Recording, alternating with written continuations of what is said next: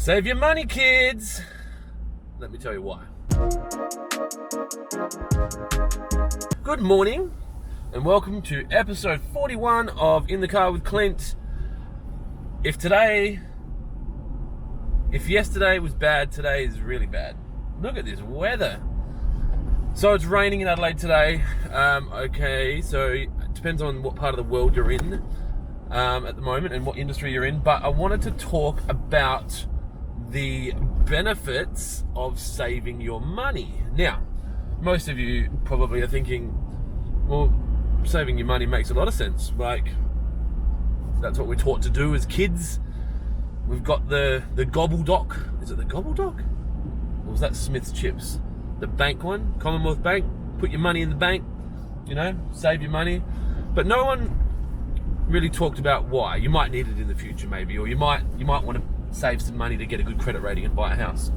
Now, I want to talk about two really important reasons why I am saving money and why I had to make a change. Because for a long time I didn't save money. I've spoken in videos before about my accountant's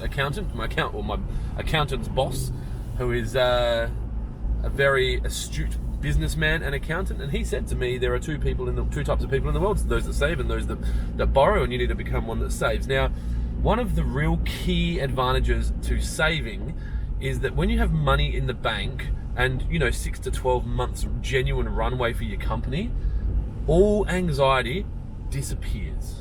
Now, when I say all anxiety, you're still going to be stressed about stuff, and you're still going to be worried about launches of new products, and you're still going to be concerned about if someone leaves, or there's other things that happen in your business. But ultimately, when you have cash in the bank, you can sleep better at night, or almost as best as possible, because you know that you've got this, I guess, net underneath you as a trapeze artist, and you can do some fancy things and fail, and you've got a nest egg, and you can try going into new markets, or you can hire more staff than you can actually afford at the time in a growth phase, and it just takes away all the stress. Now, this is honestly one of the probably biggest tips I can give you as an entrepreneur or a business owner.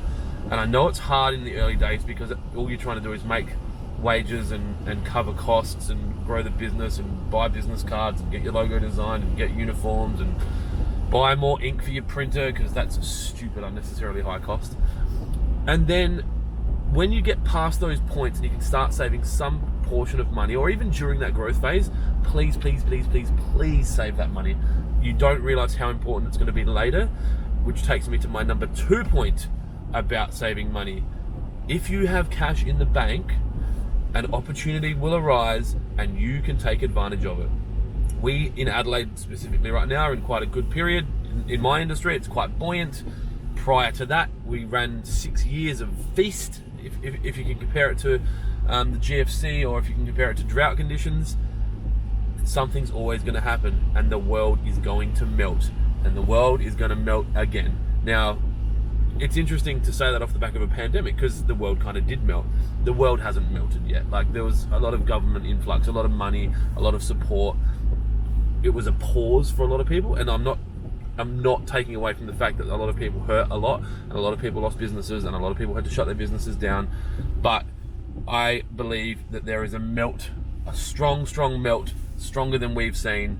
If you start tracking what's going on with the US currency and the printing of money, things are going to change. So if you've got money, actual cash saved in the bank, or crypto or silver, depending on your beliefs around fiat, you will be in a position to strike when shit hits the fan. You might be in a position to buy a new cryptocurrency. You might be in a position to buy some vehicles that are at auction, because a company has to liquidate because they've been selling houses during a government-funded housing boom, and now all the trades have gone up, and now the builders can't build the houses and make money. You might be able to take advantage of a housing collapse and people having to sell properties. You can't do that without cash. So I implore you, if possible, save your cash. Keep it in the bank, keep it under your pillow, whatever makes you happy.